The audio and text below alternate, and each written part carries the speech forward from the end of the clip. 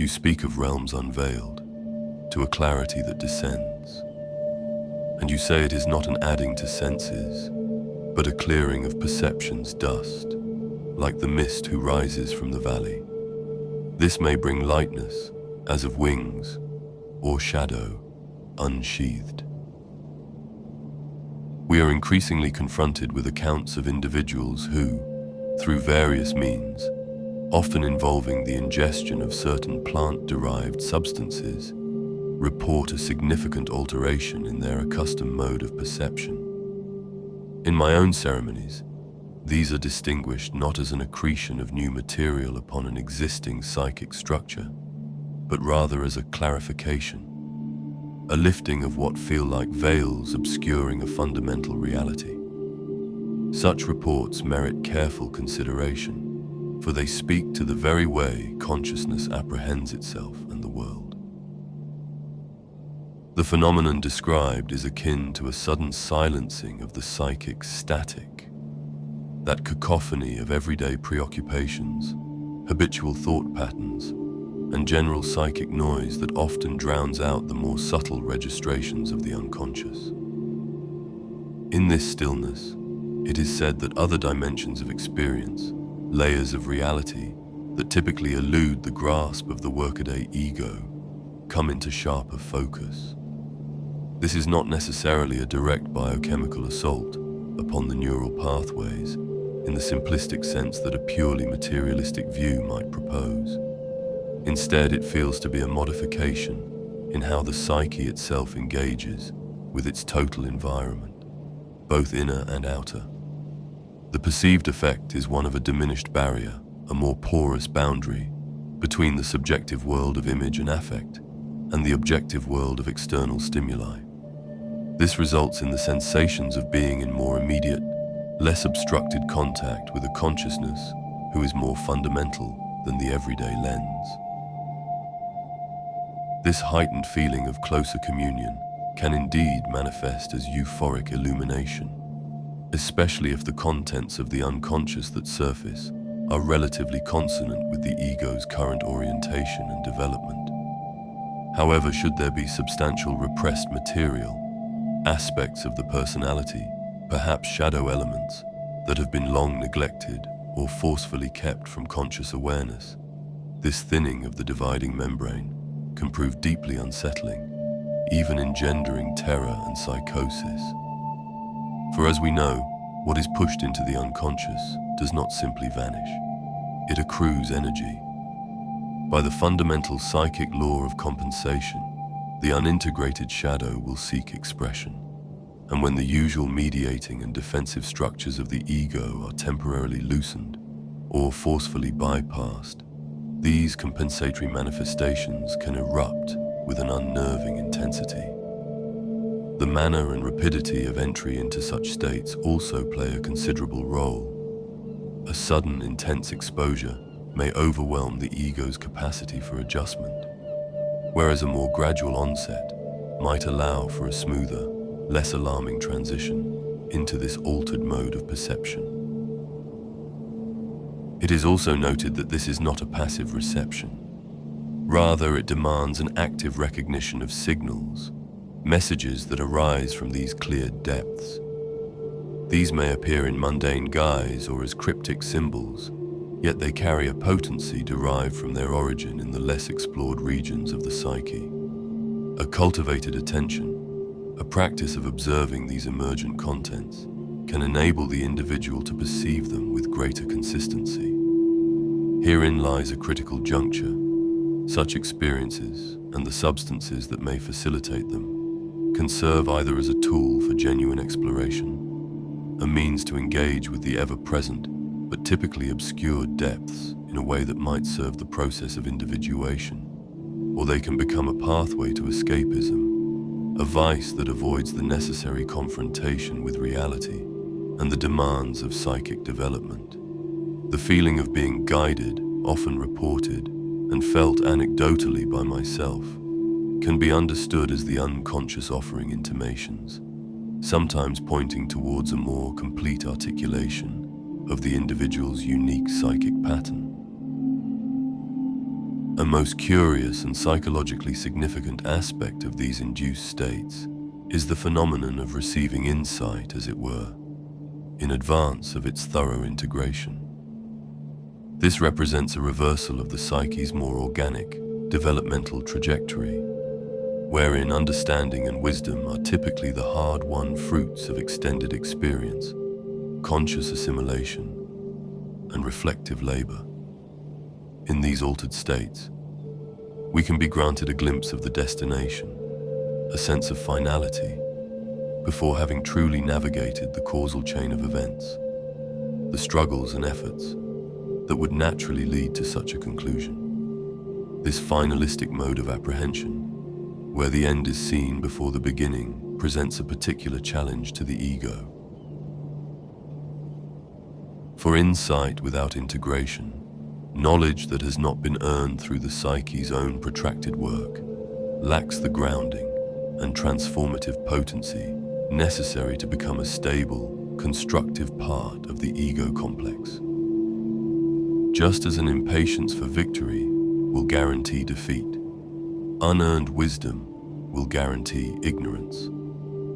When knowledge arrives precipitously, before the ego has developed the corresponding structures of understanding, the moral fortitude, and the effective capacity to contain and utilize it, a considerable burden of responsibility is thrust upon the conscious personality. An almost palpable obligation arises to grow into this revealed wisdom, to build the supporting edifice of experience and comprehension beneath the roof that has been so suddenly placed overhead.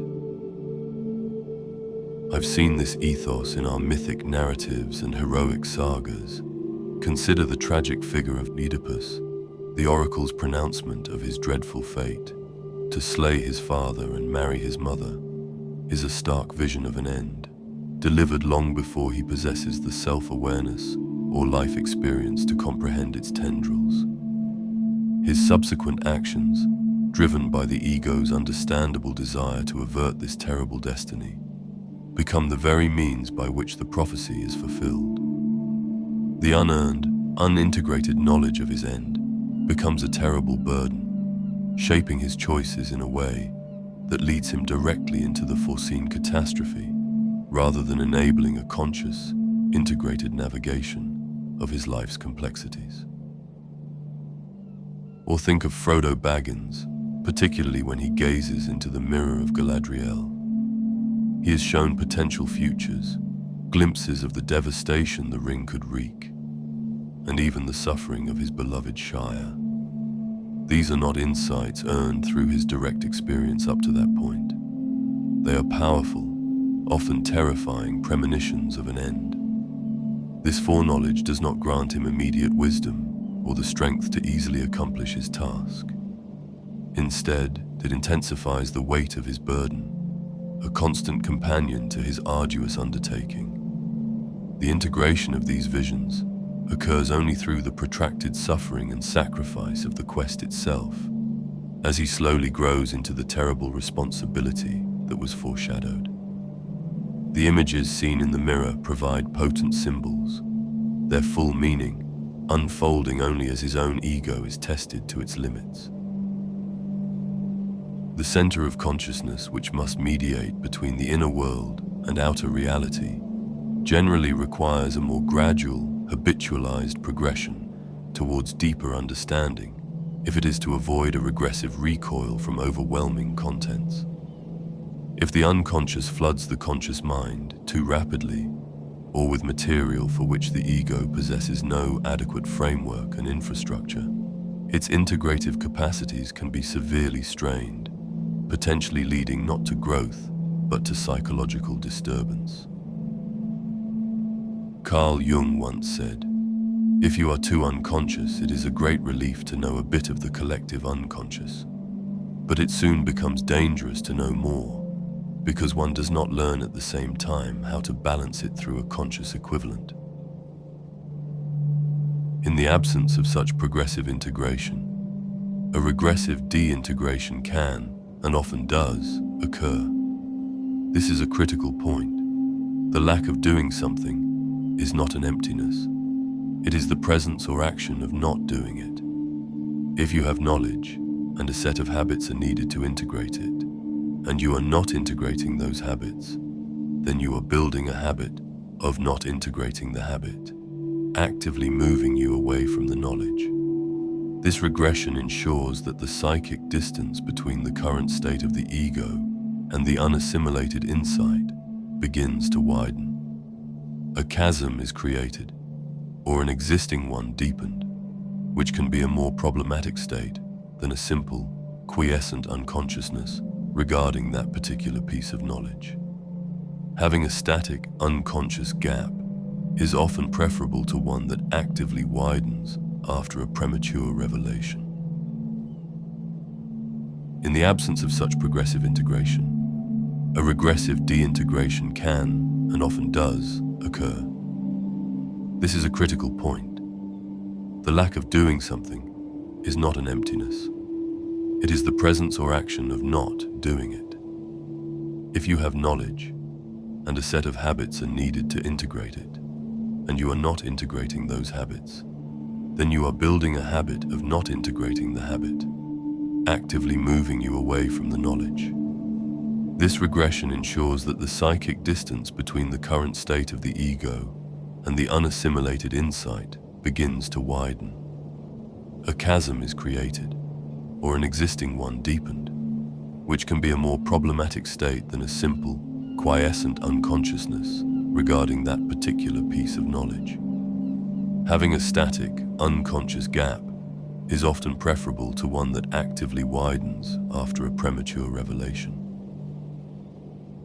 This dynamic bears resemblance to patterns observable in the broader cultural landscape, particularly the pervasive seeking of immediate gratification. Whether it is the rapid acquisition of empty calories from highly processed foods, displacing the more laborious but ultimately nourishing path of preparing whole meals, or the fleeting, superficial and constant stimulation of doom scrolling, or indeed the curated personas and ephemeral connections of social media, taking the place of substantive friendships that require navigating conflict and owning a genuine understanding.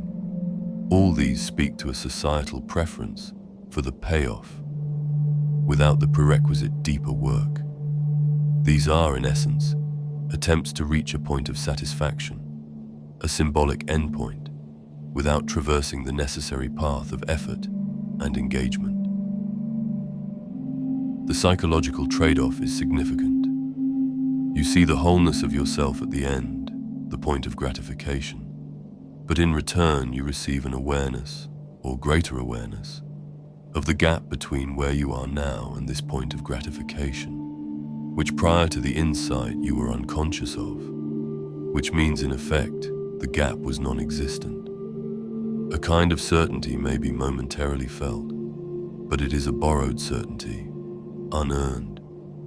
The consequence is that in exchange for the instant gratification, you now, quite literally, have created a problem in your life, the awareness of the gap that you must face. When this newly illuminated problem is then addressed with further cycles of instant gratification, the gap only widens, and the original psychic need remains unmet, often becoming a more formidable obstacle. This reinforces a damaging belief that the you are incapable of enduring hardship or achieving goals through sustained effort, precisely because the psyche has been deprived of the experience of successfully navigating such challenges on its own. Not all insights received in altered states necessarily demand such profound reconstructive work from the ego.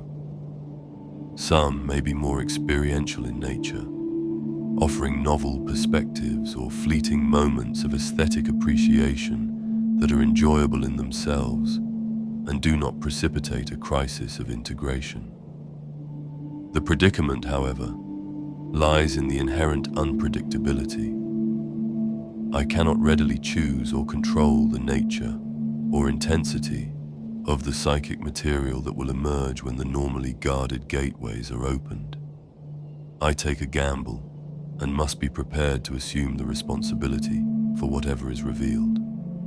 If the ego is already laboring under a significant load of existing integrative tasks, if its to-do list for psychic assimilation is already long, then piling on further demanding insights, particularly unearned ones, is akin to overplanting a small pot.